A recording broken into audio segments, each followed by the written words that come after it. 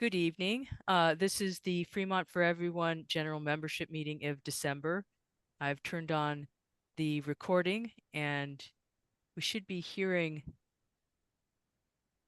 that official announcement, but maybe because I started the recording, it doesn't need to notify me. So we are recording now and we are going to get to the meat of the meeting, which is the Maori Village Project, going to be moderated by Annie Karuga. Wonderful. Hello, everyone. Thank you so much for being here. And as Kate said, the kind of bulk of our meeting is going to be about the Maori Village project. For a little bit of context for everyone, the Maori Village project is up for consideration by the Newark City Council next week.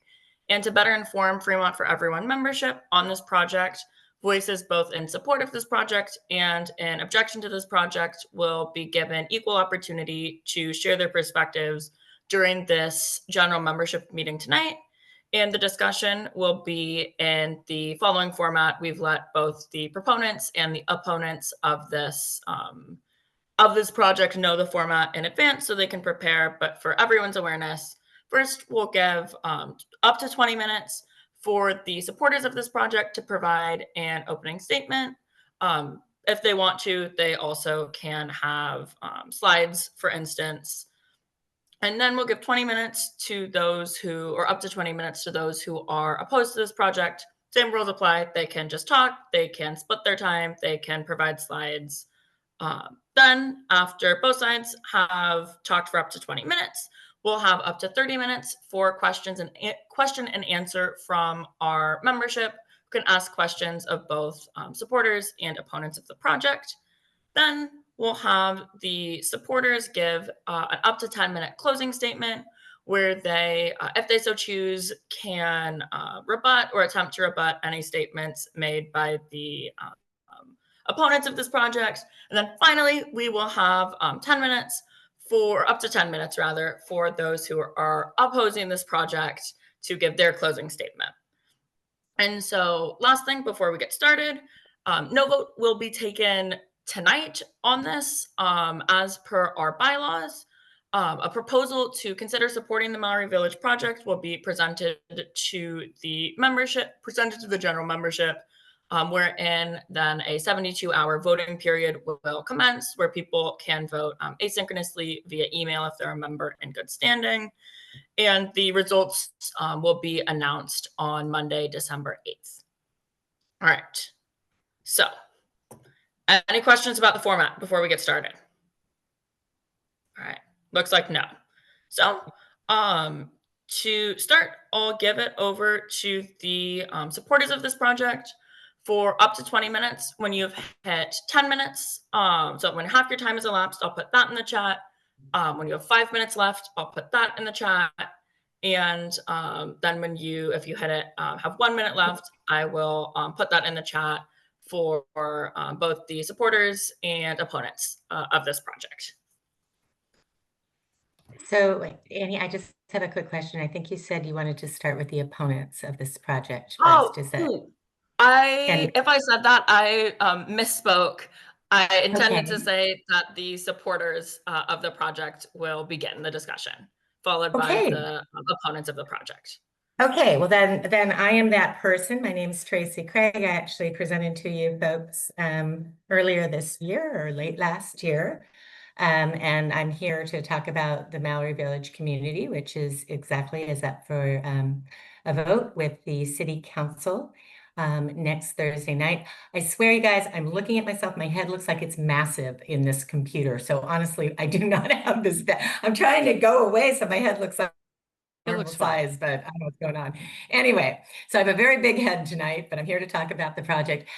We have a presentation that I feel like that you have a lot of time. It's late in the evening, so I just want to be respectful of people's time. So I'm just going to give you a very, very quick overview. Would love to hear what the environmental groups have to say. We've met with them several times. I pretty much know where they stand. They know where we stand. But I think I probably won't talk for the entire 20 minutes. What I will tell you about the project is it's the Maori Village project.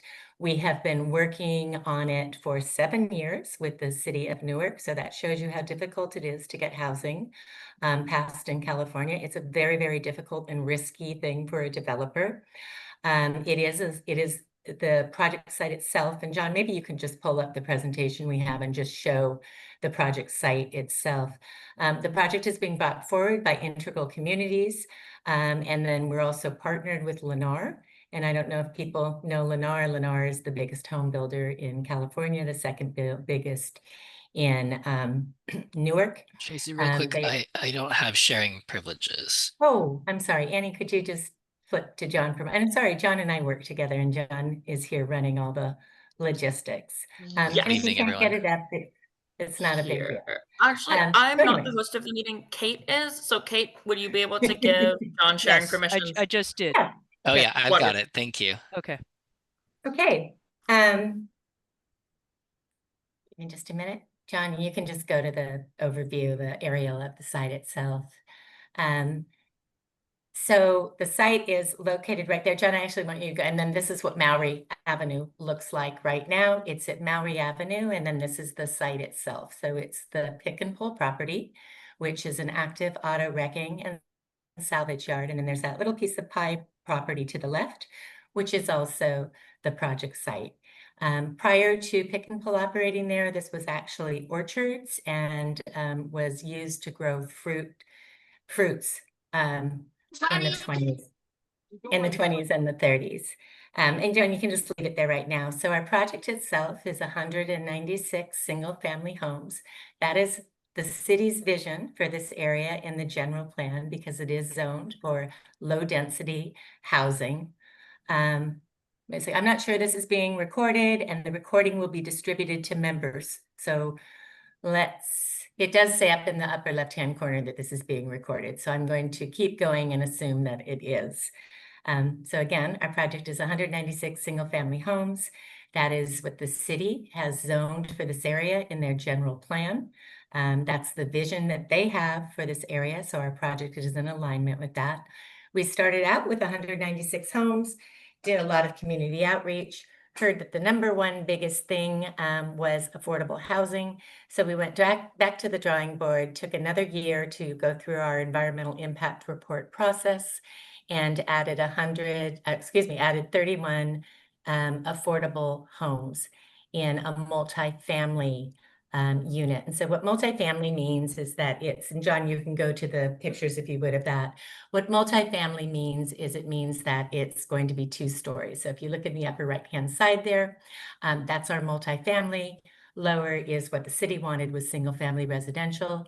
In order to get that multifamily in there, we had to go back to the drawing board, redo our EIR to make sure that it accounted for any kind of impacts associated with that. And we are using the state density bonus to get that through because we can't put that dense of a population on a single family unless we use the state density bonus. So we added that affordable to make the project more attractive to the community. Again, 31 apartment homes. It's for low and very low income earners. We're working with the Regional Center of the East Bay right now, trying to put some of those units aside for people with intellectual and developmental disabilities. I'll get into why that is because we're trying to make this a very user-friendly community for that segment of the population. And then we also have a community meeting room, and in that will be an area that's secure for bike storage. Both communities are 100% electric. The single-family homes have driveways, garages, sidewalks, walking paths. I think probably a couple more things I just want to talk about. We do have a partnership with the Magical Bridge Foundation. I don't know, does anybody know who Magical Bridge is? Raise your hand. Magical Bridge is a nonprofit foundation out of the South Bay that builds all abilities parks. And what that means is if you ever go to a park and you go to a Magical Bridge park, you'll never look at a normal public park the same way. Magical Bridge makes all ability parks, which means that it's for people with intellectual and developmental disabilities, for people with dementia, Alzheimer's, other kind of disabilities, and they run the gamut. Their equipment runs the gamut to serve very young people and very old people and everyone in between, and they're a very joyous place. We originally wanted to put our park fees for this towards a larger Magical Bridge Park, but we just couldn't swing it because it would have we would have had to redo the EIR again, and we couldn't wait that long. But we're hoping to work with the city to get a larger Magical Bridge Park deployed. But in the meantime, we did put a small Magical Bridge Park with a lot of the features in there, and wish it was bigger. But the thing that Magical Bridge just told us is for people with developmental or intellectual disabilities, a small park with the right equipment is actually just fine, because large parks can sometimes be overwhelming. We're also working with Magical Bridge, and we just had a conversation with the Kelsey to uh-oh, something happened to my computer, excuse me. Or is that you, John? No, it's me.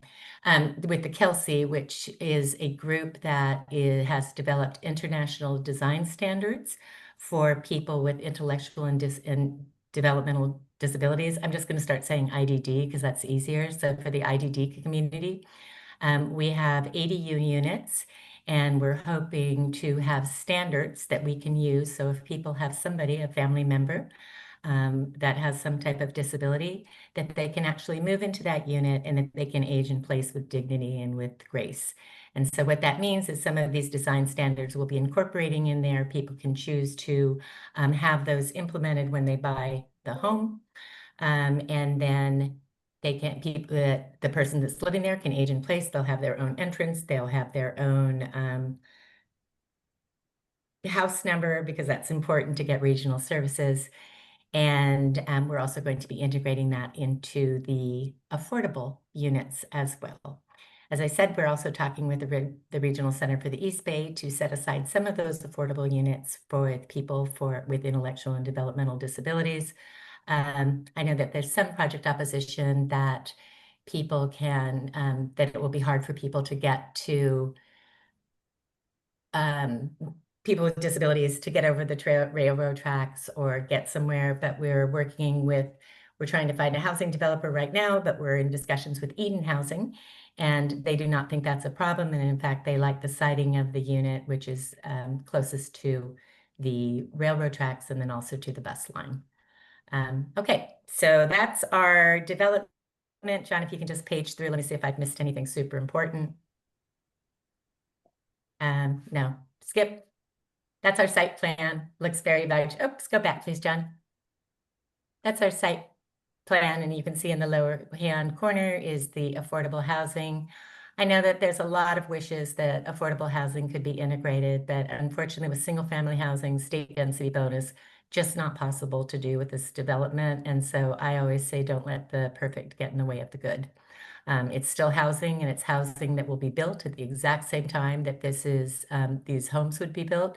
So that means it's housing that will actually come online and not just be an aspiration. It will be real homes for real people. And then move forward, John, if you would. You can page the Magical Bridge stuff. I talked about it. Page 3 Max's option, that's just the option I talked about. There's our Magical Bridge Park. You can see it has various equipment that people could use. An important note, just that I think super interesting, is spinning is one of the things that really works for kids with intellectual disabilities. It helps regulate kids with ADHD. It also retards memory loss for seniors with Alzheimer's, something I did not know. Yes, you can get PDFs of the slide, happily. These are the fees that would benefit the city. I'm not going to read these to you. You all can read them yourself, but we are deploying $6.8 million to the city for park fund. As I said, we hope that will become a Magical Bridge Park, and we're happy to contribute to that park too with design drawings. Also, community benefit, $1.3 million. The city wants to buy a fire truck with that, I believe. Various revenues that come out. I think the most important one is at the bottom. People that live there will bring a boost to the economy, about $6 million. That's from our fiscal impact report. Keep going. Oh, something else super interesting. I don't know if people really know how expensive it is to develop housing. I think per door for permit fees, it's $149,000, which is about 27 million. So a lot of money to the city just to get permits to build this. A couple things that you might have heard, or you probably will hear tonight, and I think that we'll probably agree to disagree on this, that we heard a lot about Maori Village flooding. We are going to increase the grade of Maori Village by 2 feet.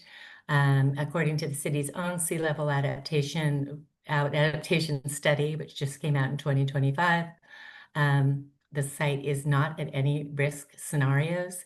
There is a scenario that says with FEMA, it could be at risk, but if it floods with FEMA, we're going to have a lot of other issues with flooding. And I think that I want to say that the Arup study that came out, which is the city's, assumed no mitigation. So I think everybody that knows about sea level rise knows it's a regional issue. If we have 6 feet of sea level rise on Maori Village, that will also put Oakland Airport, Alameda, you name it, 880, all of that would be underwater. So it's a lot bigger issue than just Maori Village, which is a very small slice of the pie here. We will raise Maori Village 2 feet above the grade for sea level rise, and then we're also going to raise Maori Avenue 1 to 3 feet above as well. We're also going to do a lot of improvements to Maori, which I'll get into in just a moment. Next slide, John. I guess I'm doing the slideshow, guys. This is the current condition of Maui. I don't know who's been out there, if you've actually been out there or not. Totally encourage you to go out there if you haven't. It's a 1-lane road. It is used for illegal dumping all the time, both soil, which is contaminated, probably because it's coming from dump sites, and then just a lot of trash. So the city is cleaning it up all the time. And this is the crossing. And our project is on the left-hand side. So right now it's a blighted, pretty unsafe terminus at the terminus. And feel free to stop me anytime if you have questions. Next slide, John. Okay, and these are improvements that we'll be making. We're upgrading the railroad crossing to CPUC standards. It's going to meet the city's quiet corridor goals. It's going to be the first crossing that meets those quiet corridor goals. And it will be a lot safer too, because right now it's an unsafe railroad crossing. Adding a lot of connectivity, bicycle lanes, pedestrian pathways. And then we're just doing a lot of improvements. We're raising the grade, we're making it a real street, we're installing bioswales. Bioswales are where water from rainwater can percolate through. We have a median lane, undergrounding all the utility line, adding sewer and water. And then I think we have a cross section here. There you go. So you can just see it will look like a developed street, and it will be much safer, and that will be for the entirety of Maui. Next slide, John. And I didn't know I was going to give a presentation tonight. So I just want to say that we have a couple ways to get in and out of Maui. We have a third route. It is not an EVA access. The Alameda Fire requires 2 ways, an EVA access in, EVA access out, and we've already met that requirement. We've secured a third access, so this shouldn't say EVA, and when I send these slides out, I will have this corrected. This should say access route through Cargill. In the unlikely event the railroad breaks down and we need to get there in an emergency, that's the road that we can use, and we have driven it with emergency vehicles to make sure that it's drivable. That was at the request of, I think the mayor asked for that. Next slide, John.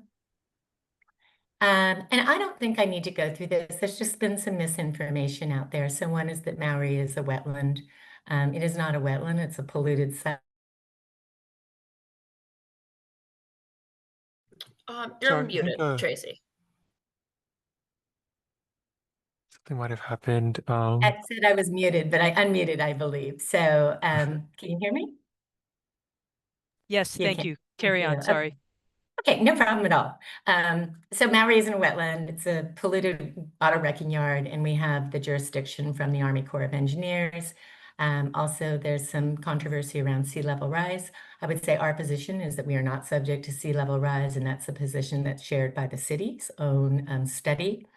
Also, our elevation is the same as Union Sanitary's new $500 million facility, same exact elevation. So, and then also I think that there's some wish that the park could become a public park. And Oh, if it could be true. I wish it was, but, and maybe it would happen, but it would be a very expensive proposition because you would have to buy the pick and pull property for highest and best use. You'd have to clean up the site, which is going to cost us $10 million to do.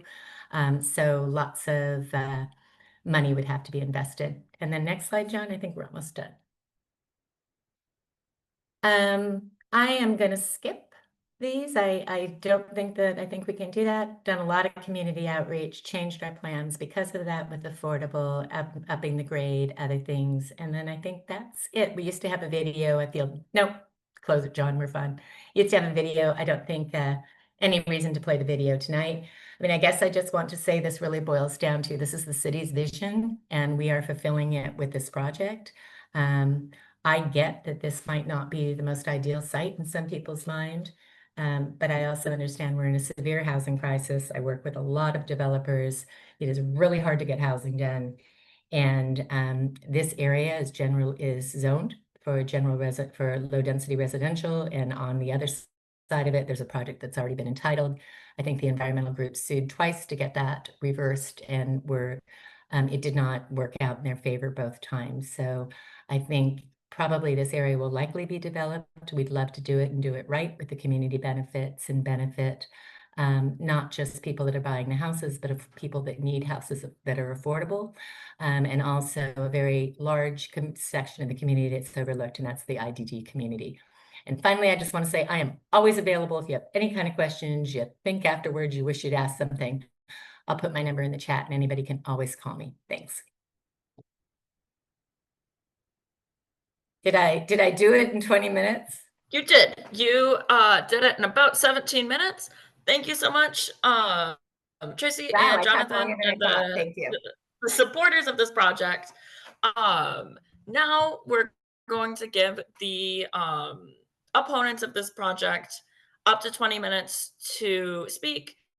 The rules are the exact same. If multiple opponents of this project wish to speak, the opponents can divide the time amongst each other however they please, and also may share slides or other visual materials if they so choose. All right.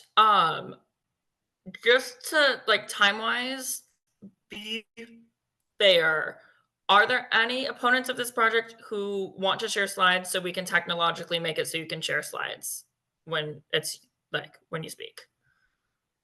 All right. It looks like 2 people.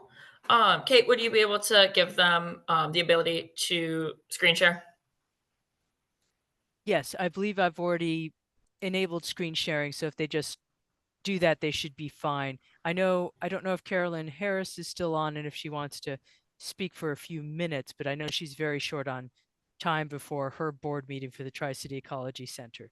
And then we can have the other local consultants like Jana and Karen speak up. Wonderful. I will start the 20 minutes when the opponents of the project start speaking. Jana, is that a technical process thing? Hands?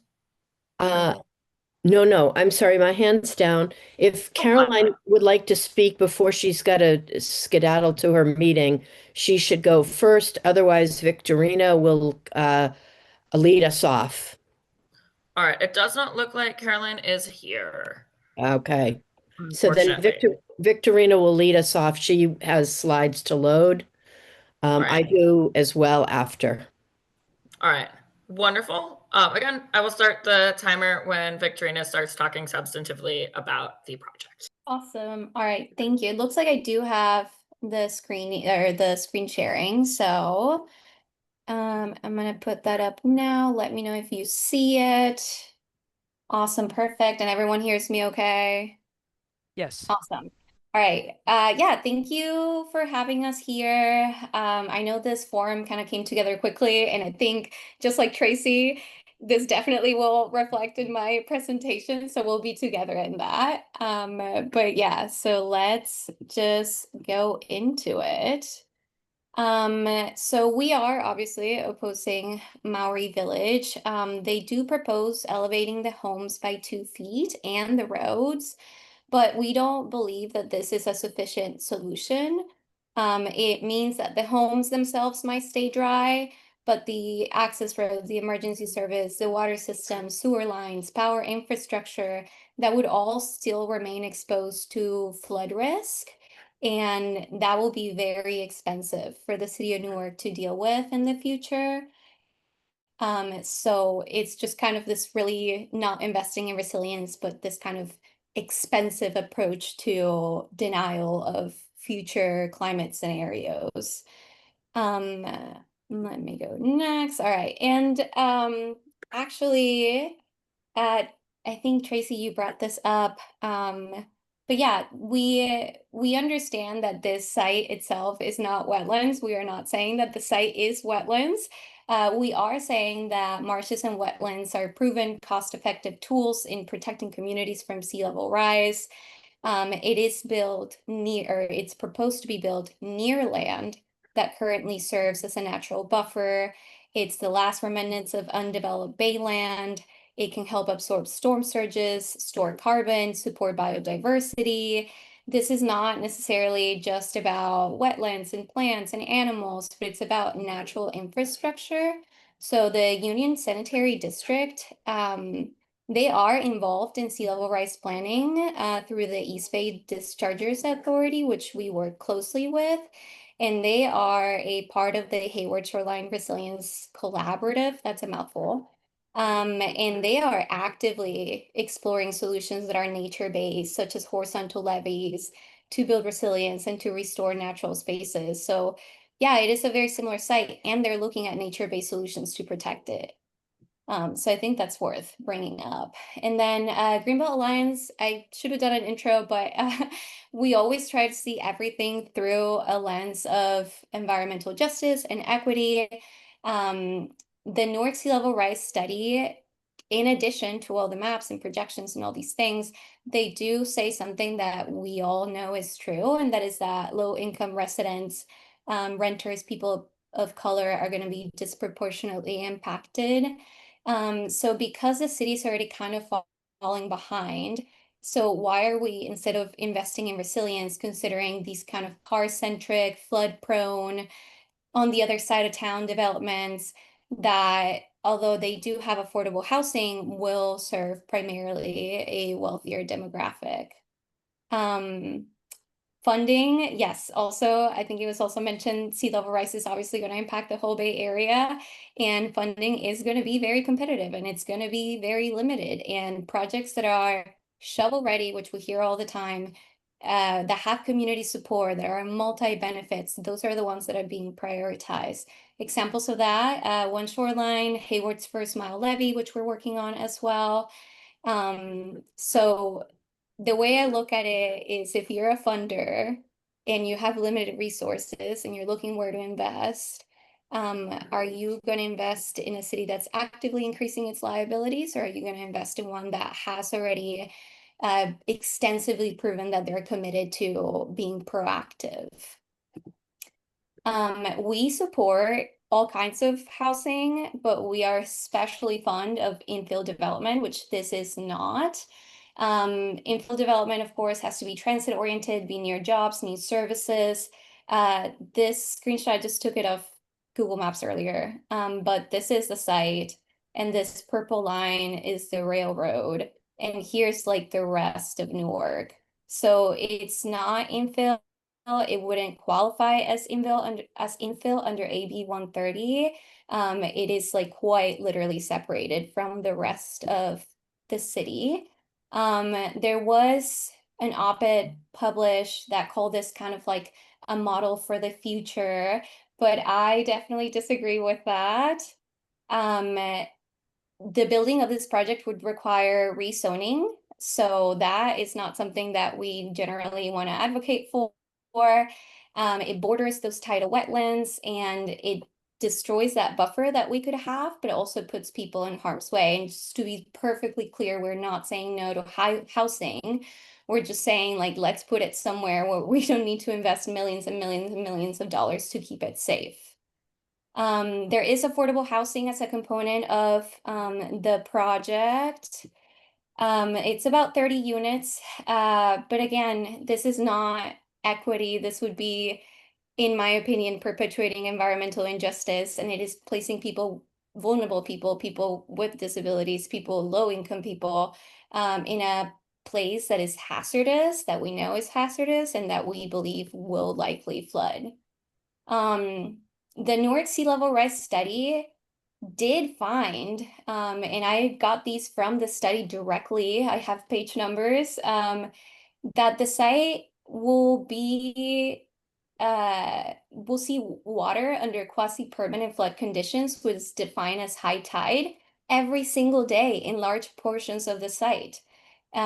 Separately, even with minor flooding, Newark in general is going to see 9 miles of roadway that are going to experience damage or need to be closed. For the next 25 years, which is not really that long of a timeline, we're looking at $116 million of damages, 25 million more if there are storms. 4 miles of transmission lines and 30 miles of sewer mains. They're all already currently under threat of sea level rise and groundwater rise and flooding in general. So the city's already facing like a really big bill. So again, I'm gonna double down on investing in resilience. Oh, that's ugly. Okay. We also believe from a different science side, and I believe John is going to talk a lot more about this, but groundwater impacts are underrepresented. And the environmental impact report says verbatim, like quoted from there, that they are not required to analyze or study the impacts of sea level rise, and that the project receives significant public concern, but they only address it informationally. Then this is the same slides that were shared at the Planning Commission, but there's also another claim like the Puck and Pull will continue to operate with minimal or not cleanup. That's just simply inaccurate. They have a conditional use permit that can expire. They will cease to operate. They are required to clean it. Oh, I feel like I had another one in there. Yeah. Okay, so like, all right, let's say like it's too expensive, they can't do it, but there are plenty of funding sources for this. There are enforcement mechanisms, the county and the city. There's Measure AA, like there's plenty of ways to enforce this, and it will definitely happen. And also, again, the EIR itself says this has a negative public opinion. The project would also fund infrastructure, but again, we already have $140 million in damages. So why are we adding more stuff to protect in the future in an area that we know is prone to flooding? So what would we envision for this site instead? Well, we want the wetland adjacent to it to be protected and restored. We want that space to be obviously cleaned up, and we want to allow that space so that when sea level rises, the wetlands have space to migrate upland. They'll basically kind of roll over, and that way we don't lose that natural buffer. We don't want to increase liabilities. We want to invest in resilience. We want climate smart, just, inclusive development. We will be the first to advocate for any other housing in any other area. Greenbelt has been super active in the housing space. We've been advocating a ton and lobbying in Sacramento to make infill developments approved easier, because Tracy's right, it is very hard and it shouldn't be. And we're actually even working with Integral on another project. So this is kind of awkward, and I'm sorry, Tracy, we love you guys in a different, in a different setting. But yeah, we will be the first in line to support any other project but this one. And with that, I will stop and I will hand it over to Janet. And Karen, would you like to go next, or would you like to go last? I don't have, how long do you have, John? Mine isn't that long. Why don't you go? Okay, let me try to share my slides. Okay. And I think what I want to focus on are two issues. I've been involved in sea level rise resilience planning now for a number of years, working with BCDC and other agencies. I am an environmental advocate, but my background is in ecological sciences. This is the pick and pull site. There are wetlands immediately adjacent to the site. This is line D. It's a flood control channel that flows out to Maury Slough. And line B is over here. These are the Cargill salt ponds, and this is the bay. This site is wet. It's getting even wetter as sea levels rise. Just so you understand, this is the pick and pull site. This is Maury Slough going out to the bay. And during king tides, the entirety of this slough is filled bank to bank. So there is water coming in, and the concern is as sea levels continue to rise, and this is not the extreme. I keep hearing 6 feet of sea level rise. I'm not talking 6 feet of sea level rise. Anybody can go to this Adapting to Rising Tides flood hazard map, and you can play with the toggles. This is with just 10 to 12 inches of sea level rise, plus a 50-year storm surge. And we can't think of how these areas are going to be vulnerable to flood inundation just by looking at these different component hydrological parts. You have to look at them together, because as sea levels rise, groundwater levels are going to rise, making it harder for water to get out from the upland areas as it flows down these creeks and tries to go out to the bay.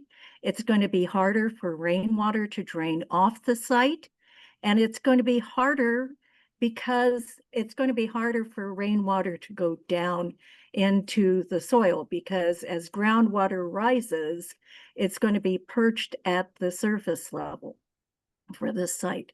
And so this is the groundwater rise map with just 0.8 feet, that's about 10 inches of sea level rise. The dark orange are areas of emergent water. This is the pick and pull site. I understand this site is going to be elevated, but this is emergent groundwater that's projected. And I think I passed over, and this again is the sea level rise. One of the things that I am struggling with, because I used to talk to people about tidal wetlands habitat and how it's so important for species. No, I mean, globally, tidal wetlands habitat is being recognized as being one of the primary habitats to fight climate change. And I know Jana's going to get into that. But my other nightmare is putting people in areas that are flood prone. I can't bring up the Newark sea level rise vulnerability map because their PDFs are so small.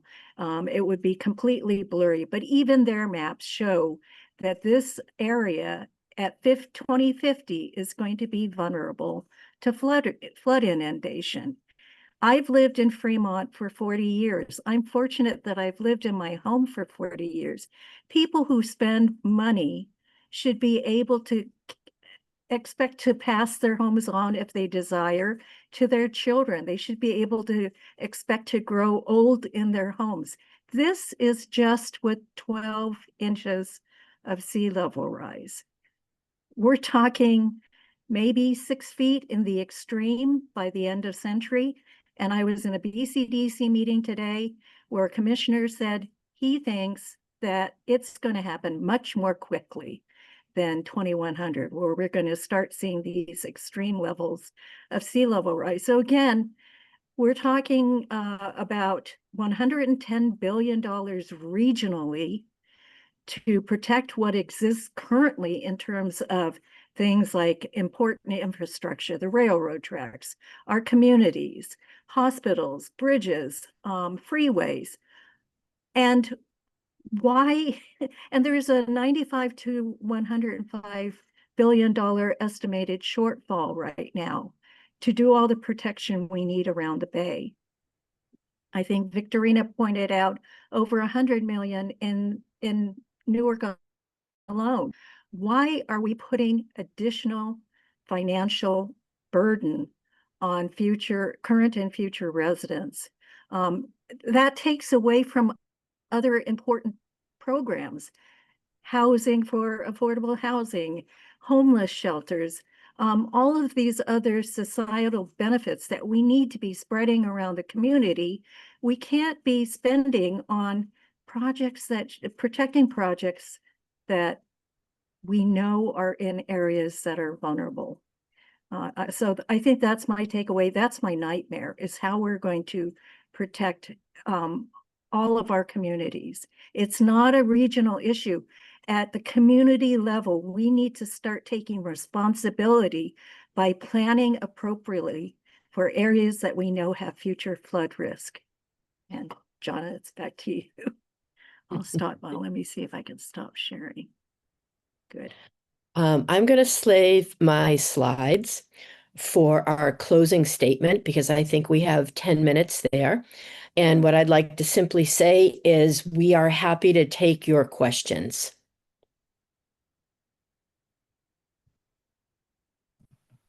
Wonderful. Does that conclude your presentation?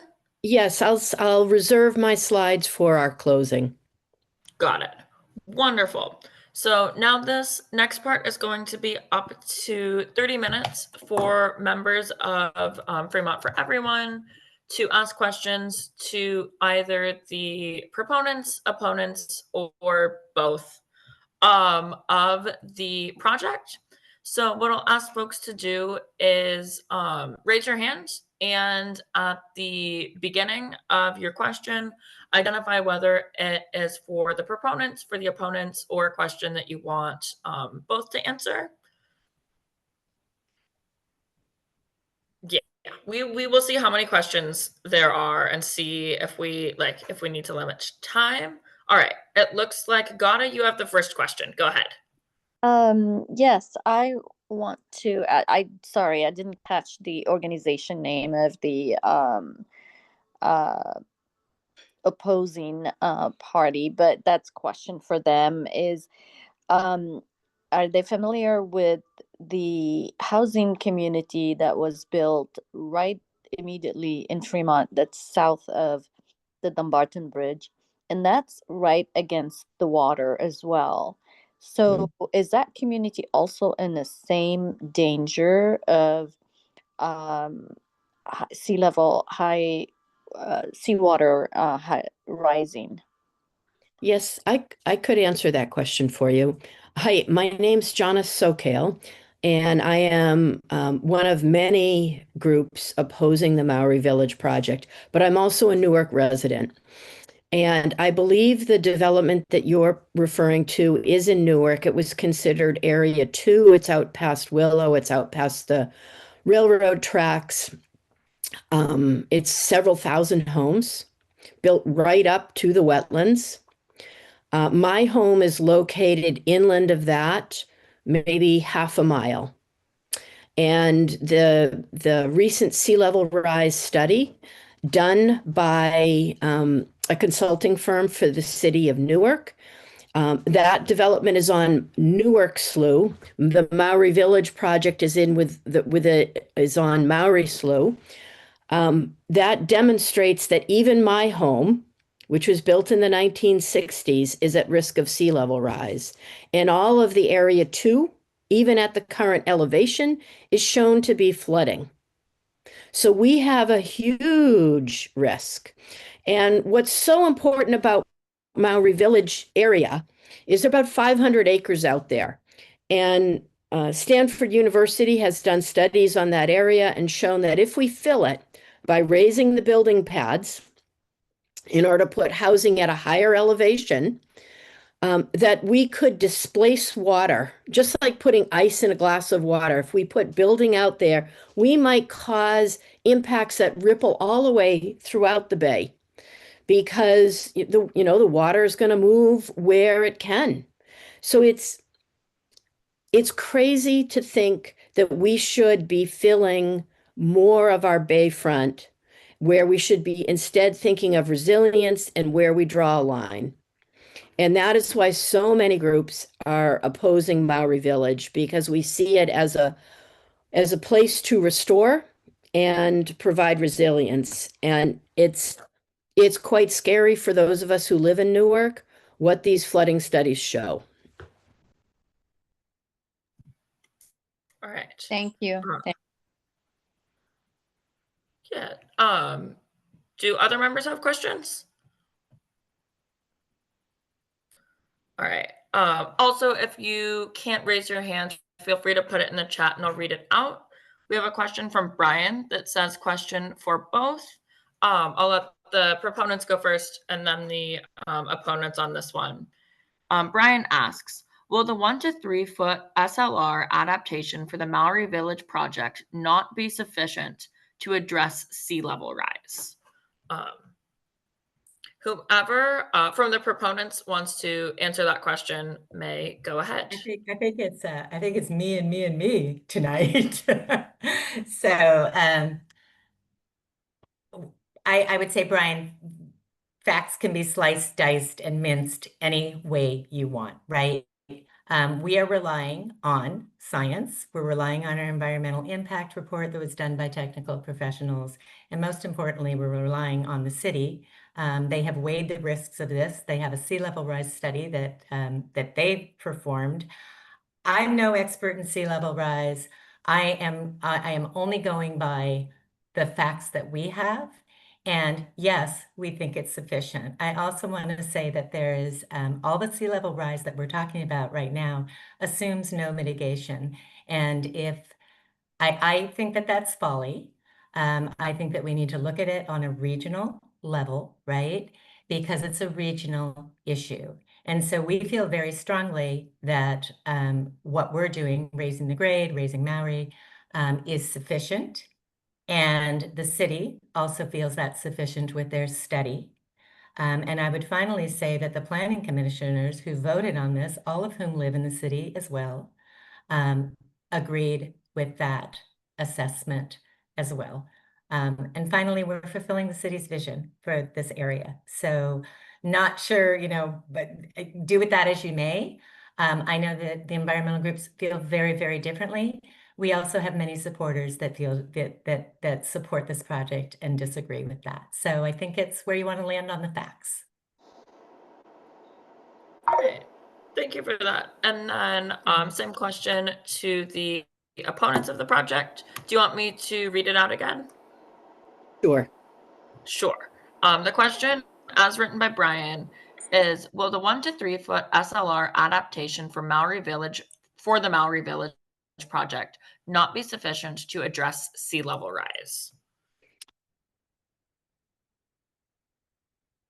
I do not believe, and I think that all of the studies indicate that, and even the city's staff report indicates that Maori Village project, as currently designed, meets some level of sea level rise adaptation, which I think Tracy's right. The city is willing to hedge that bet. I am not. So I believe that they, by elevating the building, building sites are going to gain some benefit, but it's effectively in time going to create an island.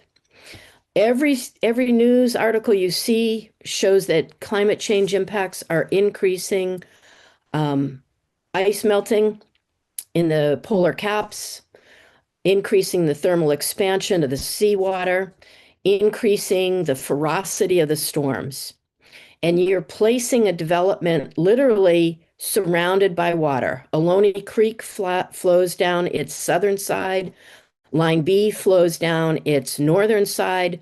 Maori Slough brings tidal water right into its back door. In the photo behind me, you can see that there is emergent groundwater on the site today. Why would we want to build on an area that could be restored to wetlands and could sequester and store carbon to help mitigate the impacts we're causing? So no, I don't think it has long term. And even when Tracy says You know, it's a regional problem. It is, but why do we contribute to a regional burden? And in placing development there, it means if we do something, we're going to have to build a levee further out there. And who's going to pay for that? Everybody on this phone call. Because effectively, the developers will be gone, and everybody who's a taxpayer is going to end up paying that tab. I want to support Integral's development, but I cannot support it in this location. Right. Can I chime in a little bit on this question too?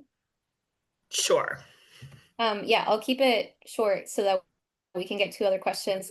I would also like to point out that 1 to 3 feet is assuming best case scenario, but also it's kind of short term when we look at sea level rise. So it might be good for 25 years, but as Karen said, and I mean, if any of you are homeowners, how long have you been living in your house? How much longer do you want to live in your house? Are you going to leave it to your kids? So 1 to 3 feet might be good for the next 25 years, but after 2050, what is going to happen to those houses? And on the front of sea level rise, and I know a lot of us are not experts and it's very overwhelming. There's a lot of models and all these things. And it's, you know, I hear this in a lot of different spaces where it's like, well, I'm not a sea level rise expert, but, and let's just not do that, but rather listen to the sea level rise experts. They are all saying the same thing. All the models show the same things, all the predictions show the same things. And on top of that, we need to acknowledge that there are things that science does not know. There's things that models are not predicting accurately. There is things that are generally unforeseen. So we're going to look at things like groundwater rise and saltwater intrusion in addition to sea level rise, and then that's going to impact foundations, utilities, septic and sewer system. It's going to contaminate and mobilize the soil. And having these kind of defense first approaches where it's like, oh, well, I'll just race it. I'll just build this. I'll just do that. Yeah, that works for a little bit, but then there comes maintenance, then there comes more, then you need more. And there's like this kind of fatigue and these failing infrastructures and all these other issues. So 1 to 3 is the minimum. It's a bare minimum, and I don't think it will hold beyond 25 years. Can I just add a real quick additional comment, or if you want to get on to other questions, that's fine. But I do think this is an important. Sure. Okay. Sorry, I'll make it real quick. We can let multiple proponents and opponents answer questions because it doesn't look like there's that many more questions in the queue. And I'll make it real quick. I wanted to point out to folks that I put in the chat links to the Adapting to Rising Tides Flood Explorer, which is one place where you can, I like this one because you can select your location and you can play with the toggles. So you can say, I want 12 inches of sea level rise, but what if there's a 50 or a 100-year flood storm surge? Or you can say, I want to see 6 feet of sea level rise.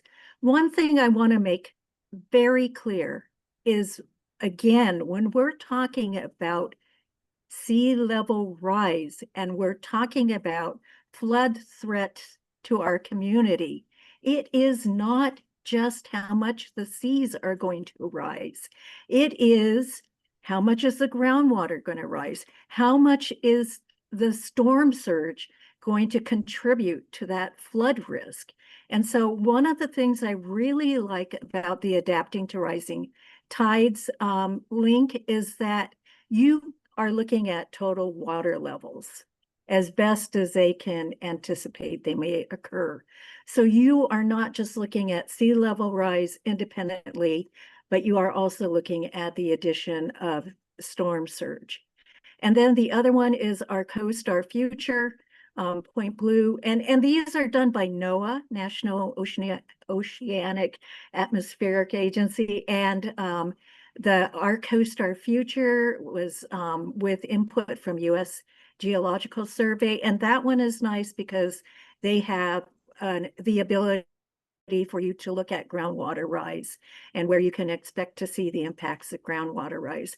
And the last very quick statement is that we really need to start taking responsibilities as communities, because everything we do, if everybody says, if every community says, oh, it's a regional issue, somebody else is going to step in and deal with it. There is no somebody else. Down in El Viso, that shoreline levee that the Army Corps helped construct, I've seen varying figures depending on who is reporting, anywhere from 194 million to the figure I'm more familiar with, which is 524 million for, I think, 3 to 4 miles of shoreline. That's just a small fragment of our shoreline. We at the community levels need to start taking responsibility for our planning, so we are not putting additional burdens on the region to protect developments that are being placed in flood-prone areas. All right. Going forward, as per a little bit of officer chat discussions, to make things more equal, we're going to be timing the Q&A responses for both the proponents and opponents to 2 minutes aside a question. So if a question is asked to both sides, each side will get 2 minutes. If a question is asked to one side, they will get 2 minutes in aggregate divided up between the person or persons on that side answering that question however they want. All right, I see Sandra is in the stack next to ask a question. So identify which side or both you are asking the question to and what your question is, please. Okay, this is a multi-pronged question. So I'm going to send this out to the locals that live in the area. First of all, I understand all your concerns. I have walked that area for 7 years. I know it very well myself. I'll not talk more about that, but I'm very keen on that area. First of all, how many, what's the footage beyond the Ohlone College property that we're looking at for the development? And that Tracy can answer that one. Also, second, Tracy, or anybody that wants to answer it, what is your, I'm familiar with Lennar as being a luxury community builder, not a affordable housing builder. Can you talk a little bit about that? And, I know that maybe, everybody's being pressured now. Newark also has their housing element plan that they have to provide so many housing. And so we all have to abide by these rules in California. Done for the opposition, I'm going to ask them. Can we stop there? Yeah. So I can answer those before I forget them, and then can we do the opposition? Got it. Yes. Okay. So yeah, Yeah, I have the proponents 2B. answer first, and then you can ask your questions to the opposition, and then I've put myself on stack after you because I have a question after you are done. Perfect. I've got 2 minutes, so I'm going to go fast. So I think when you say what's the footage to Ohlone, you mean what's the distance? And I'm going to have John drop our map in there that shows, you can just take it out of the presentation, John, and drop that map that shows everything that's surrounding the area there. With affordable housing, Lennar is, we call it equality. They build quality homes. And we partner with an affordable housing developer. As a condition of this development, the city has required that we build that housing at the same time. So that's housing stock that would actually be built at the same time. And we're looking right now, we're in discussions with Eden, which is a well-known housing, affordable housing developer in the area. And I just want to say first, the phasing would be first we clean up the polluted site, then we would build the housing. So we build the affordable and the market rate at the same time. That answer your questions? And then John's going to drop the map which shows where I put the map in the chat. Yeah, I see the map. It's definitely within walking distance from Ohlone College. Yep. I know the area like the back of my hand. For the opposition, in your opinion, what is the best place to actually build in Newark, in your opinion? So if you were to support a project by Lennar, where would you send them? Where would you do? So the city of Newark recently updated their housing element, Okay, and that housing element located numerous sites within the city, smaller infill sites, but larger scale sites, such as the redevelopment of some of the areas around New Park Mall. And I know the mayor's been very interested in having that site developed. And it could accommodate many more homes than even what Maori Village is proposing. But in general, we prefer to see housing built west of the railroad track, east of the railroad tracks in the urban core of Newark, either in redevelopment sites or scattered throughout the city on small undeveloped. And the city's doing a good job of that. The city has met their housing target the past number of years for market rate housing, but like everyone else, they are below in delivering below market rate housing. But we just feel that the land beyond the railroad tracks between Maori and Stevenson has a higher and better use to protecting the communities of Newark and Fremont in the future. okay, great. And would you recommend building on the housing at Ohlone College? That's still on the docket, student housing, I'd given have the to, environmental concerns. I would have to I'm not say, sure this is related to the Maori Village project at all. Possibly. Yeah, let's keep our questions related to the Maori Village project because we have like directly related because we have Got limited time. No worries. All right. Sandra, do you have any other questions? No, nope, that's it. All right, wonderful. I put myself on stack next. I have a question for the proponents. For me, building safe, quality housing, ideally in walkable neighborhoods is really important. Right at the same time, ensuring that we protect our environment and right that we aren't building infrastructure that's prone to flooding is also really important to me.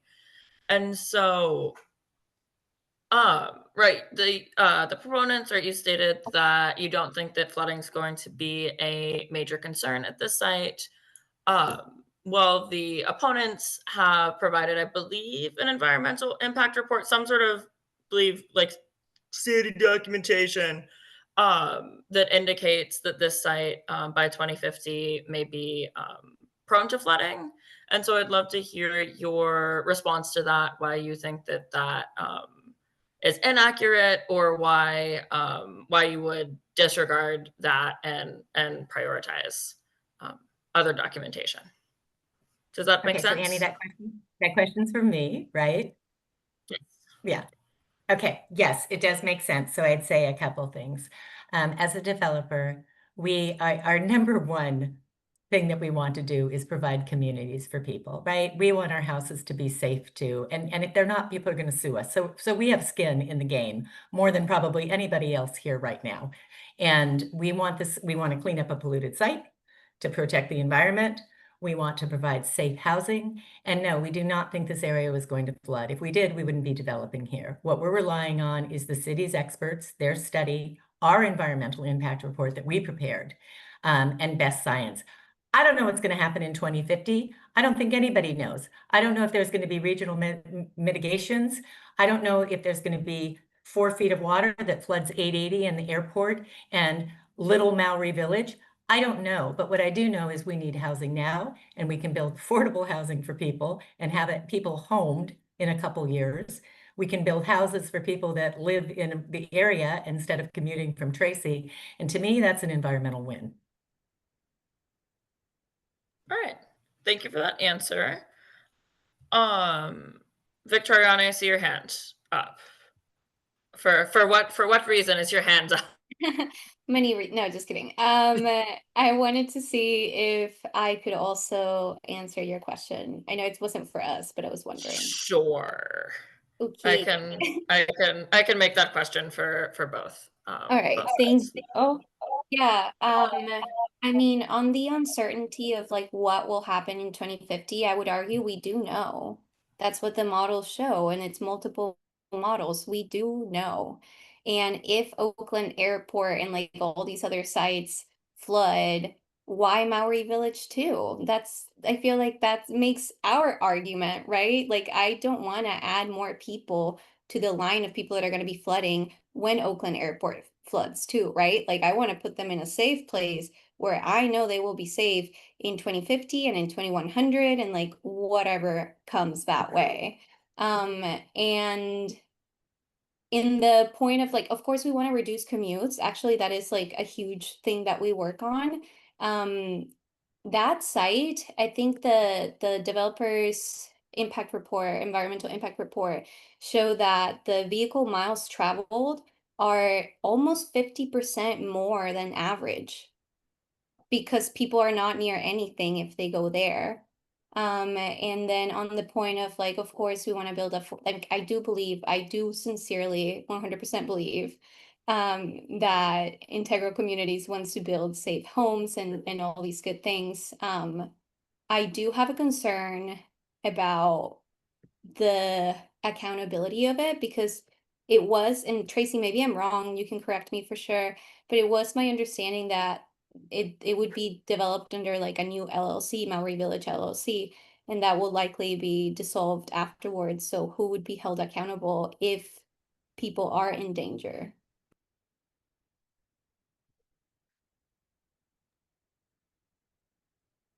Annie, I don't know what format we're using, so am I supposed to answer questions from her or you? I'm so All sorry. right. No worries. For timing wise, it looks like this is gonna be the last question. So I'll let you respond to that, and then we will go into rebuttals because it looks like no one else has their hand up or has put questions in the chat. So yeah, go ahead. So first, you can directly respond, and then we'll do the structured. Am I responding to the structure? The question. I'm sorry. Sorry. That was a bit confusing. Feel free to directly respond about the issue of the whether or not there will be a unique LLC that will be dissolved and what entity would be held accountable. So I will say that it's very common when you're almost every housing investment, in fact, not even affordable, they will do a structure that is an LLC. And the reason they're doing that is because they have various investors and they need to keep that money separate from other things. That does not let the developer off the hook. That's a very unsophisticated argument because developers are never off the hook. And if you go back to any kind of litigation, you can see that there can be multiple lawsuits. So the idea that we're going to build and run is just a tired trope about developers, quite frankly, that they don't care about the environment, that they don't care about people, that they're only in it for the money. We are in it to build housing, to build community, to clean up a polluted site, and to fulfill the city's vision. And we are going to stand behind our work product. It's as simple as that, just like any other professional would. All right. Thank you so much. And now we'll be going to the final part of today's event. We'll go with the supporters of this project will have up to 10 minutes to provide a closing statement. You may provide slides or other visual materials if you so choose. All right, so no, I don't think I need to, but I do want to say, and I say this often in my practice, is where energy goes, focus follows, right? And a lot of energy right now is going to sea level rise. And I understand that I truly believe that everybody's heart is in the right place. I do think that there's an awful lot of misinformation being bandied about. I know that there's studies out there. There's lots of controversies over the sea level rise studies that are out there. They are not exact science by any stretch of the imagination. There's lots of different sides to both of them. And so I just, I would just say everybody just, get informed. What I will say is kind of just I having the sea level rise, having this all be about sea level rise to me, is somewhat disingenuous because we are one project. This is in an area that this is the city's vision. This isn't ours. This is the city's idea that they want to develop this area. They are not going to do something that is going to put their constituents at risk. I think people might disagree with that, but I've been working with the city. We've been working with the city for 7 years on this project. That's a long time. All the I's have been dotted, all the T's have been crossed. And I think just, the basic, I still scratch my head why this is controversial because we're cleaning up a polluted site. The idea of leaving a polluted site there with all of these makes all of the arguments that I've heard or the opposing position that I've heard is just folly to me. I don't even understand why this is controversial. It's like, why would it be okay to leave pollution out there rather than clean it up and build housing? And then I just want to say too that the city has not met its affordable housing goals. The only affordable housing they've built, and I could be wrong, but I'm pretty sure I'm right, is senior housing. They have not built affordable housing for low and very low Didn't say that. earners. Pardon me? Oh, Pardon me, Jana? Tracy, I did not say they had met affordable housing goals. They've met No, I didn't say you market did. I rate. didn't say you. All right. I didn't say you did. Let's All not I was interrupt saying each is- other, ideally. Okay, that's I don't From mind. I really don't. I was from just saying- all parties and sides. I was just saying, and noted, thank you, Annie, and I will make sure that I do not. I was just saying that city has not been able to build affordable housing for normal people. So to me, I don't get the controversy. I don't understand why this is about sea level rise. It's not. It's about a housing development that the city has supported. The city has done their due diligence, as they should. Thank you. That's why we have cities and government. We've stuck with everything. We've done an environmental impact report under the California Environmental Quality Act. We've gone through the Planning Commission. We'll go up to City Council, cleaning up a polluted site, offering houses for people that can live and work in the area, offering affordable housing, have options for people with intellectual and developmental disabilities. And so to me, it's, do we want to make fear-based decisions on sea level rise and what can happen in 2050 and 2100 and 400 years from now? Or do we want to house people right now that are desperately in need of housing? And I think that's the one fact that we can all agree on here tonight is that California, the Bay Area, Newark, we need housing. And this would provide housing and it would provide affordable housing at the same time. And I will tell you that's highly unusual for a developer. And that's all I have. I appreciate the opportunity to chat with everybody. All right. Thank you so much, Tracy, and the proponents of this project for providing your perspective and your insight on this. And then to close us out, we're going to do the exact same thing. Give up to 10 minutes for the opponents of this project to provide their closing statement and rebut any arguments made by the proponents if they so choose. You may divide the time up however you want and may provide any visual aids or materials if you so choose.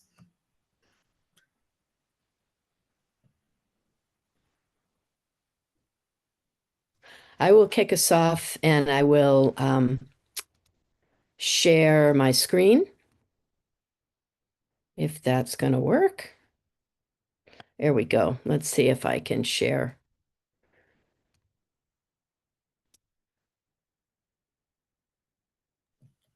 We're not seeing, or at least I'm not seeing any screen share. Is anyone else seeing a screen share? Are you sharing? Okay, we're seeing Okay. screen share now. All right. Terrific. So I just want to give you a closing argument why you should oppose the project.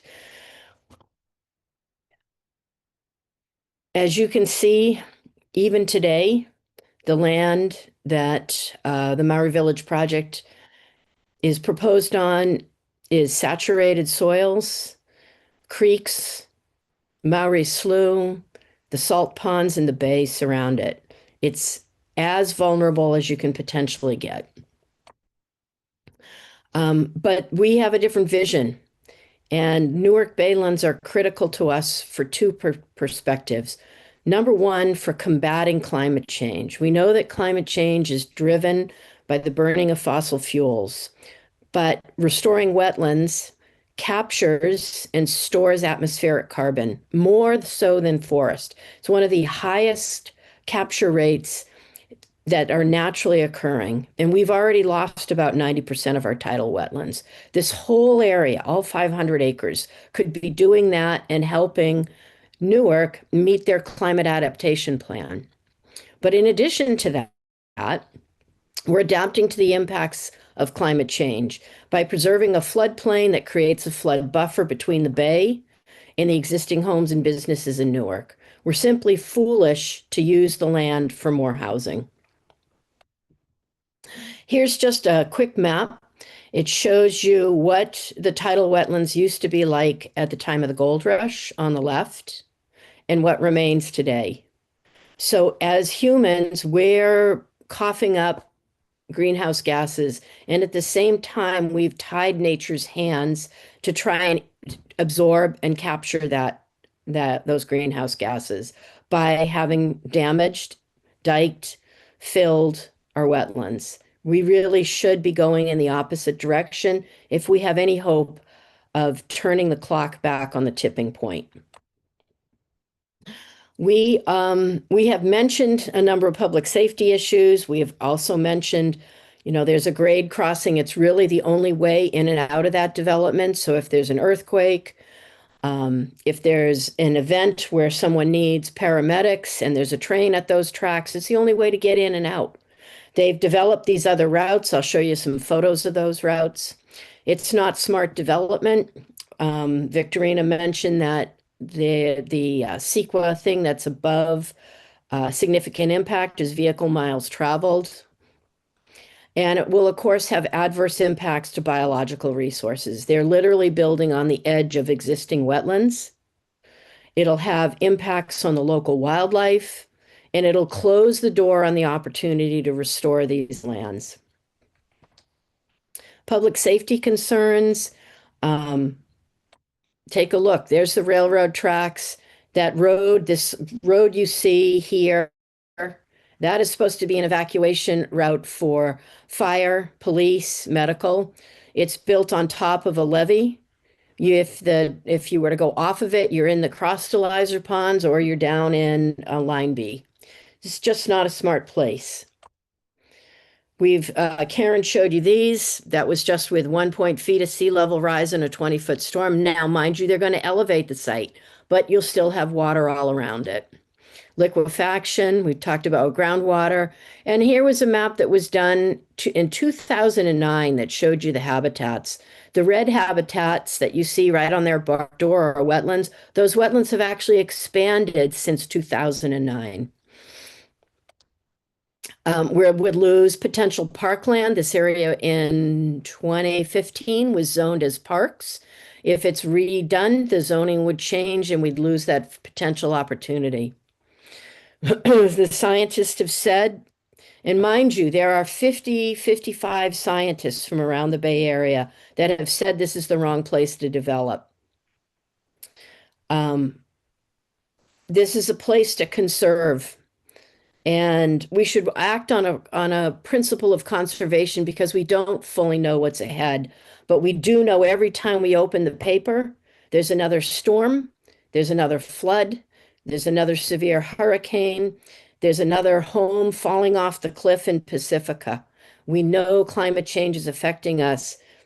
We know insurers are leaving in fire-prone areas and in flood-prone areas. If you can't insure, you can't get a mortgage. We believe that this area should be restored. And scientists from around the Bay have shown that too, and have shown how it could be restored. Look at the amount of water that's at this site. Is this the place we should be putting housing?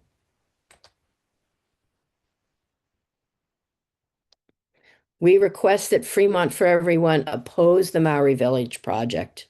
It's not the right place for housing. And we encourage Fremont for Everyone to urge the city to look at below market rate housing within the developed core of the city. And we also ask you to urge the preservation, remediation, and restoration of the Baylands to fight climate change and adapt to the impacts. We've also shared with the city, and the city knows this, that there is a way to clean up the site. It's within their own conditional use permit and within the guidance of Alameda County. It can be done. I'm personally a park and open space planner. I've worked on the remediation of many of the sites, and I know it's highly achievable, and all the scientists in the Bay Area agree too. But we thank you so much for the opportunity to present to you tonight. And if you have any questions, please feel free to follow up with us. And again, just thanks so much for listening. All right. Thank you so much, Jana, and the opponents of this project as well for sharing your perspective on this. I'm going to ask if both the proponents and the opponents feel comfortable doing so, that you put your preferred method of contact information in the chat, so we make sure that whatever contact information that we distribute to members is the one that you would like us to, and is the one that's the most convenient for you. And then, as a reminder to both members who may not have heard it in the beginning, or anyone skimming through and watching the recording and trying to pick up on things and see what's going on at the end, the process by which Fremont for Everyone will determine if we take a position, and if so, what position we take on this project will be the following. As per our bylaws, we will send out a ballot to all general members in good standing that will be open for 72 hours.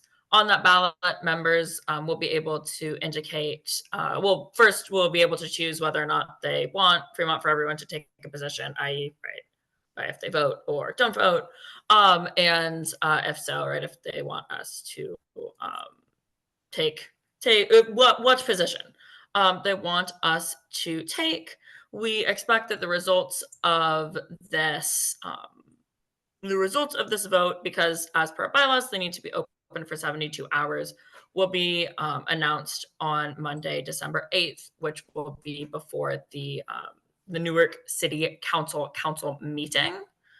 All right, that concludes this part of our meeting.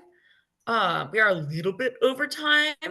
Does anyone have any either process questions or last Fremont for Everyone related announcements?